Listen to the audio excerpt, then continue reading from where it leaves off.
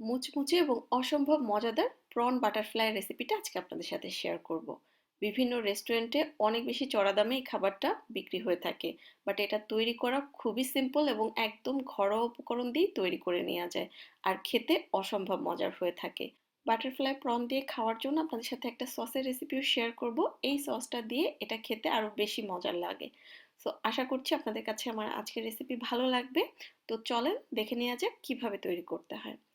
আসসালামু আলাইকুম everyone, welcome back to my channel Mukti's cooking world. আজকের রেসিপির জন্য এখানে আমি 10 থেকে 12টার মতো মাঝারি সাইজের চিংড়ি মাছ নিয়ে নিয়েছি। মাছগুলোর মাথা ফেলে এবং লেজের দিকে অল্প একটু খোসা রেখে বাকি খোসাগুলোও ফেলে দিয়েছি এবং ভালোভাবে মাছটা পরিষ্কার করে আমি ধুয়ে নিয়েছি। এবার এই মাছগুলোকে আমি বাটারফ্লাই কাটে কাট করে নিব। একটা ধারালো ছুরির সাহায্যে চিংড়ি মাছের পিঠের দিকটা এভাবে কেটে নিতে হবে এবং কেটে নেওয়ার পরে ভিতরের রগটা ফেলে দিয়ে পরিষ্কার করে দু হাতে দিয়ে চাপ দিয়ে এভাবে প্রথমে বাটারফ্লাই শেপ দিয়ে দিতে হবে এবং শেপটা যাতে ধরে রাখা যায় সেই জন্য এর মাঝখান দিয়ে খুবই হালকা করে ছোট ছোট কাট দিয়ে দিতে হবে এবং অবশ্যই হালকা করে দিতে হবে, খুব বেশি ডিপ করে দেওয়া যাবে না, তাহলে কিন্তু দুখণ্ড হয়ে আলাদা হয়ে যাবে। সো এভাবে একটু কেটে দিলে এই শেপটা এরকম অক্ষত থাকবে। আমি কিভাবে করেছি কাজটা আই হোপ আপনারা দেখে বুঝতে পেরেছেন। সো এভাবেই আমি সবগুলো করে নিয়েছি।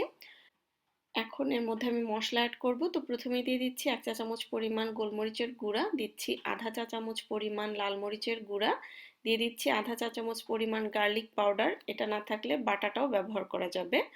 অল্প একটু স্বাদ মতো লবণ দিয়ে দিচ্ছি, 1 টেবিল চামচ পরিমাণ সয়া সস দিয়ে দিলাম, সাথে 1 টেবিল চামচ পরিমাণ লেবুর রস।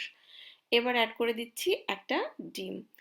এখন এই সব কিছু খুব ভালোভাবে আমি মেখে নিব এবং সবকিছু ভালোভাবে মেখে নেওয়ার পরে 15 মিনিটের জন্য আমি মাছগুলোকে রেস্টে রেখে দিব। আপনাদের হাতে যদি সময় থাকে আপনারা আরও সময় ধরেও মাছগুলোকে ম্যারিনেট করে রেখে দিতে পারবেন। সো আমি 15 মিনিটের জন্য একটা সাইডে সরিয়ে রাখছি। 15 মিনিট পরে আমি এখানে একটা করে মাছ নিয়ে বিস্কিটের গুঁড়ার মধ্যে গড়িয়ে নিচ্ছি। আপনারা চাইলে এখানে ব্রেড ক্রামও ইউজ করতে পারবেন, বাট টোস্ট বিস্কিটের গুঁড়ায় যদি গড়িয়ে নেওয়া যায় তাহলে টেস্টটা বেশি ভালো আসে, একদম দেশি একটা টেস্ট আসে। সো এই তো এভাবেই সবগুলো কোট করে নিব এবং কোট করার পরে আমি 10 মিনিট একটু রেস্টে রেখে তারপরে এগুলোকে ভেজে নিব। আর ভাজার জন্য অবশ্যই তেলটা খুব ভালোভাবে গরম করে নিতে হবে এবং অতিরিক্ত গাদাগাদি করে ভাজা যাবে না। আর চিংড়ি মাছ খুবই অল্প সময়ে সিদ্ধ হয়ে যায়, তাই 2 মিনিট করে এক এক ব্যাচ ভেজে নিলেই হবে। আর এভাবেই সবগুলো আমি ভেজে নিয়েছি। প্রন বাটারফ্লাই ফ্রাই করে নেওয়ার পরে এখন একটা সস রেডি করে নিব। এর জন্য 1 টেবিল চামচ পরিমাণ ম্যায়োনিজ, 1 টেবিল চামচ পরিমাণ টমেটো সস আর সামান্য একটু আচার নিয়ে খুব ভালোভাবে মিক্সড করে নিব। আপনারা চাইলে সামান্য চিনিও অ্যাড করতে পারেন। আর এই সসটা দিয়ে খেতে কিন্তু খুব মজার লাগে। সো পরিবেশনের জন্য আজকে আমি একটু ফ্যান্সি ভাবে পরিবেশন করে নিচ্ছি। আপনারা যে কোনো দাওয়াত বা পার্টিতে এভাবে পরিবেশন করতে পারেন, দেখতে কিন্তু খুবই সুন্দর লাগবে। সো আশা করছি রেসিপি ভালো লেগেছে। আজকে বিদায় নিচ্ছি, আল্লাহ হাফেজ।